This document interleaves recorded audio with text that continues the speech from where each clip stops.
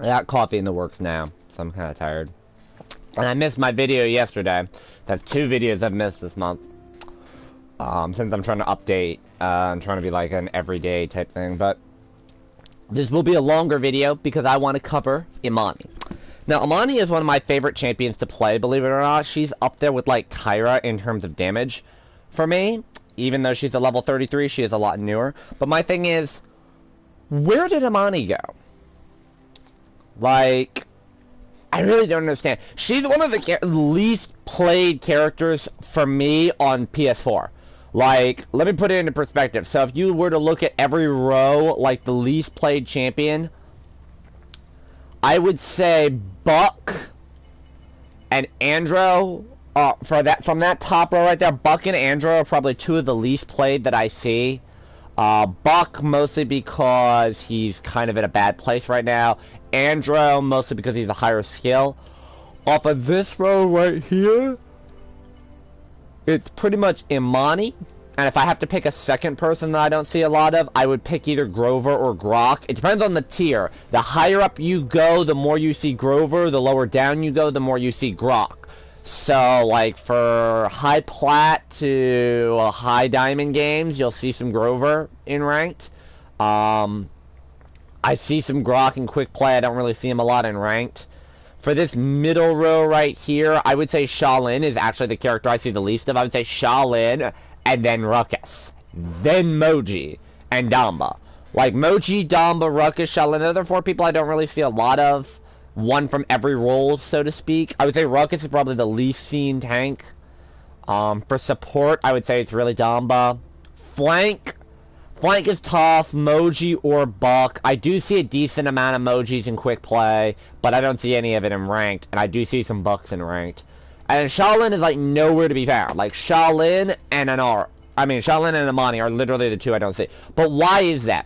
Well, I want to look at something that I would call the damage champion class is what I call brawlers. So you have people like Vivian, who's a straight damage dealer.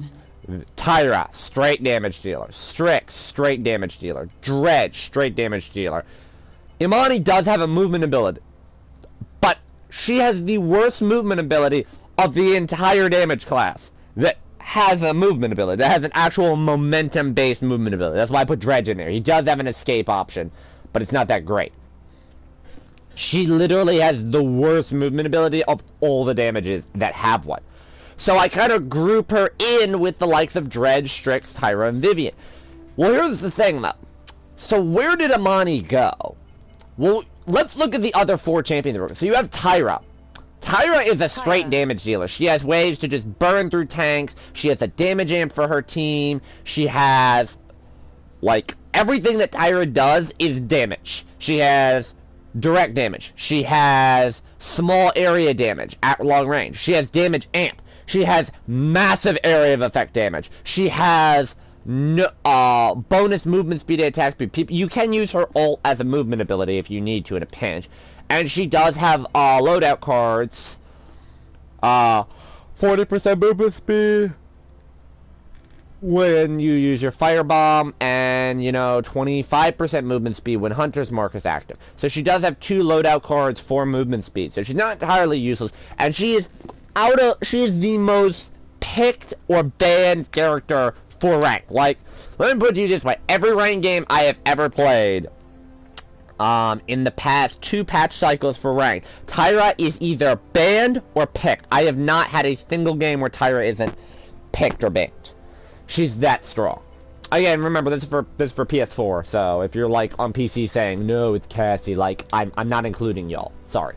Yeah, Vivian is another strong one. Now, Vivian is pretty weak, because the only damage she has is her primary fire, but it's very strong. She just sits there and goes, and doesn't stop firing. As long as she can hit a few shots every now and then, she doesn't really have to fire. And if you're running Opportunity and Chaos, you just sit there and keep holding R2 and you keep generating fire. But even her, she has a decent amount of mobility because she has a 30% movement speed card in her kit to kind of compensate the fact that she doesn't have an escape ability. And she has a shield for her.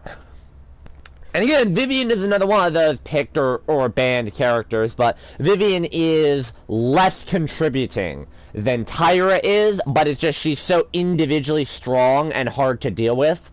Like, if you don't have somebody that can get around her to hit her from behind or above, you're kind of screwed, because now you have to put some points into Wrecker just to try and help shoot through that faster, especially if she's running with tanks. Strix is the next one. Strix doesn't have mobility, but he has stealth. So you can basically just pop into stealth, pop a shot off, pop back into stealth. And it's very hard when you're going up against a good Strix, because he will fucking one-shot you. He will headshot you, he will no-scope you, you know, he will spam that pistol if you even try and jump him. And he's a very annoying character to go up against in general. But he requires a decent amount of skill. You have to be able to aim right at long range, and I do know a lot of people that can't hit headshots. I can't consistently hit my headshots, but I can consistently hit my shots. And when you look at what he has for kits, you know, he does have movement speed whenever he enters stealth. He does lose the movement speed penalty while he's in scope. You could call that a movement thing. So he does have ways to move around in his loadout to compensate for that. Plus, he doesn't really need to move around in his loadout too much. And then you have Dredge. Dredge is just a suppressive fire spam character where everything he does is meant to suppress point. You know, broadside point, reload spam point, primary fire spam point. He has his teleport, which he can use, but you have to, like, pre-plan that. It's not great, but he does have a lot of cards that help him with mobility.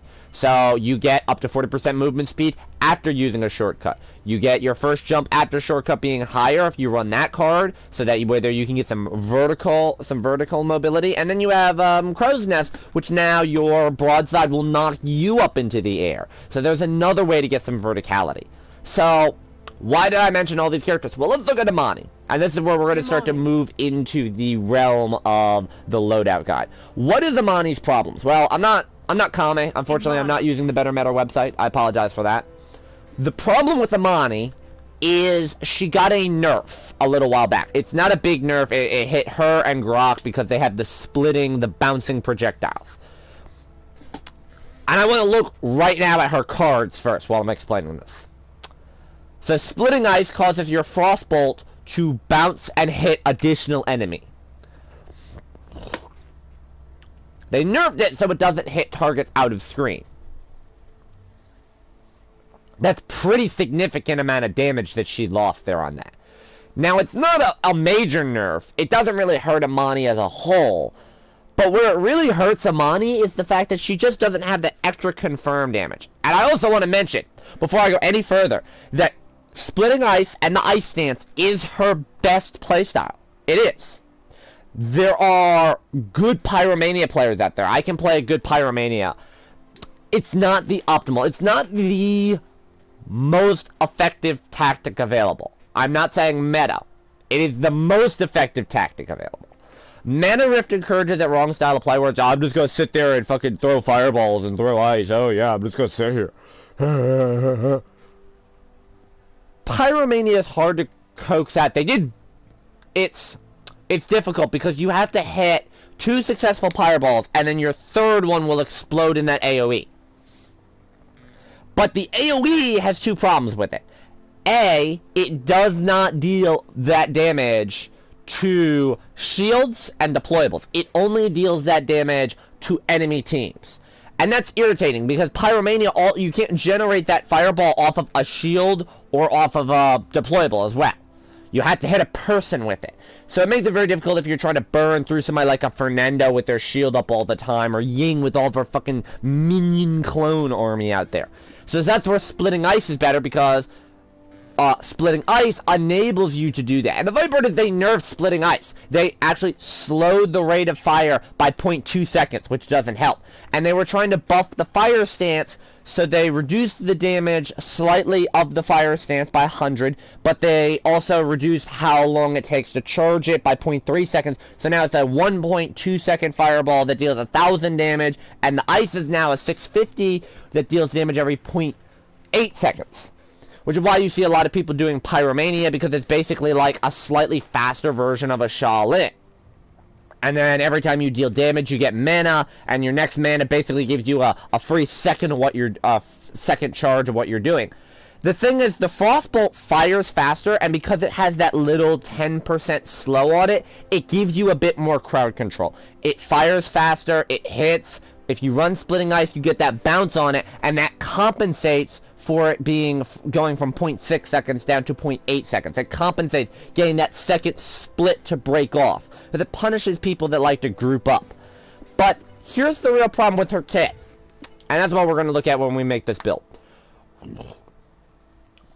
Actually, before I start that, so this is the problem for me, is I have 3 builds that I will use. And I have Mana Rip, which I don't use. This is not a Mana Rift build, by the way. This is a substitute to Mana Rift. Like, for people out there that say Mana Rift is a good card that are kidding themselves, like, Pyromania is a good card. It's just not as good as Splitting Ice. Mana Rift is horrible. Like, when I see people playing Mana Rift, it's a throw. This build right here is better than what Mana Rift offers you. This gives you mobility if you want to run that style of play. That's literally the only reason I have that build. You have Stance in Your Pants, which is a stance switching build. This is the ideal sort of build you want to go for if you're trying to maximize your root potential, because you can just sit there. It's like, if you know how to play this build right, you're insane.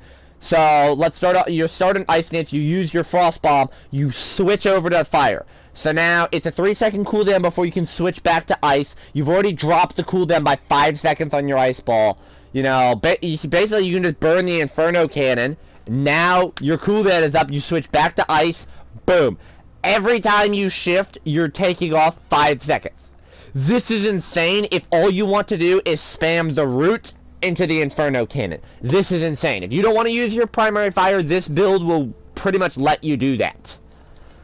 And then these are if you want to use your primary fire. So you have Chocolate, which is the fire build. This has Swift Seer, which is getting a buff and a nerf. They're nerfing the Swift Seer card, basically, but they're making part of it base kit, which is nice. But the fact of the matter is, it basically just... I see people using Swift Seer as a movement ability, which is irritating. Like, no. It's damage. You're meant to use this so that you can, like, get behind the enemy team, kind of, like, spin around and do some damage. And then you have Vanilla, which is your ice build, which is meant to increase the speed of the Frost Bomb so it goes out slightly faster, so you're not locked out of your primary fire for as long when you're holding it. So, if you notice, most of these cards are using the same thing. There's a lot of cards in here I don't use. And if you notice something, there's 2 big glaring card types that she's missing.